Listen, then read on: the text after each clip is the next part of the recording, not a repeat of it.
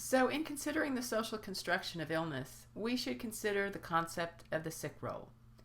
This is referring to the idea that there are social norms regarding how sick people should act. The general sense is that if you are ill, you should be bedridden, shouldn't have to do daily routines, and you should seek help from a healthcare provider. Realize, though, that not all religions will allow members to go to a health provider, and if you don't meet expectations or you seek alternative behaviors, you may be sanctioned. Social inequalities can affect our bodies with regard to physical appearance and food-related conditions like hunger and obesity. There can be social costs associated with our physical appearance. Our physical appearance can be affected by our health and access to money. Injuries that need medical attention and don't receive it may not heal properly and scar, or feet may be deformed by ill-fitting shoes.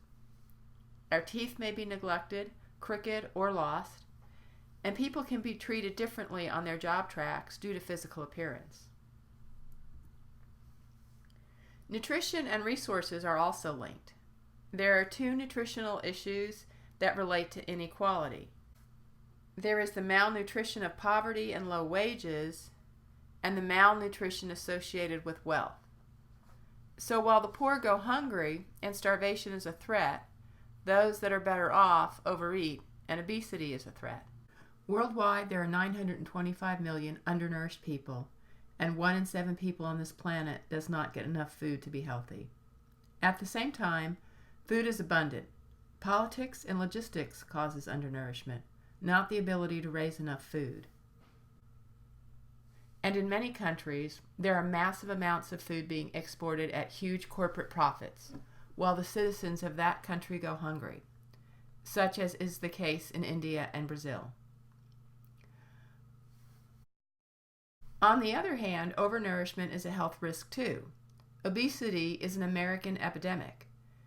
This is mostly a lifestyle issue that is related to cultural norms. Obesity emerges due mostly to Western diet. Our eating habits and the norms regarding what we consider to be appropriate nourishment are counterproductive for our own health. The overabundance of fast foods, foods with cheap fillers, and chemical additives have eroded our society's sense of what is appropriate nourishment. And obesity raises some interesting policy issues. For example, how should the airlines deal with overweight people? We add on fees for the cost of luggage when it's overweight due to fuel costs. Should we do the same for people? Should you or I pay the same amount for an airline ticket that someone who weighs twice as much? What about people that take up more room in a seat? I'm not suggesting one answer or the other. I'm just trying to sensitize you to the idea that these are legitimate policy issues. There are employment issues as well. To what degree does an employer owe someone an accommodation under the Individual with Disabilities Act if they're morbidly obese? And then finally, I want to comment that we have weight issues which have emerged due to the Western ideal of thinness, which is related to youthfulness.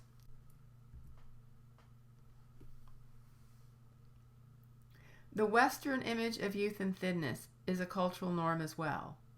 But historically, in the U.S., and currently in less developed nations, being heavier was considered healthier. It wasn't until the popularity of the Twiggy model that having a very thin physique became popular in the U.S. In fact, prior to that, being thin was associated with being unhealthy. That's because many diseases were considered wasting diseases, such as tuberculosis. From a historical perspective, we used to be a more agrarian society that didn't have an abundance of food. The Green Revolution, meaning the development and the use of pesticides, herbicides, and synthetic fertilizers to create massive increases in food yields. The Green Revolution started in the 1930s and continued through the 1960s.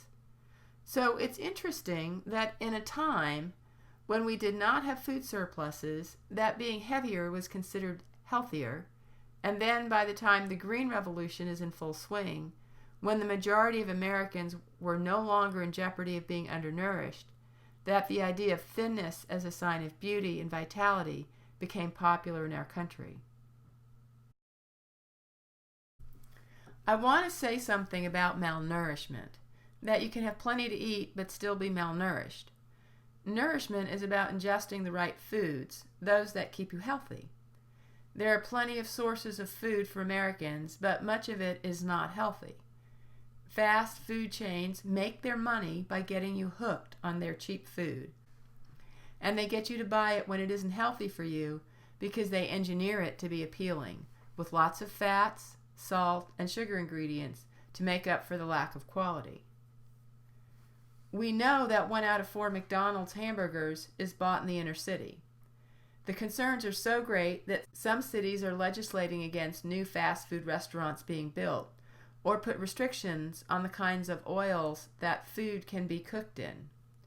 We also know that the obesity rates of 9th graders increases by 5% when the school is located within 1/10 of a mile of a fast food restaurant. The easy access to poor food choices directly impacts youngsters and adults alike.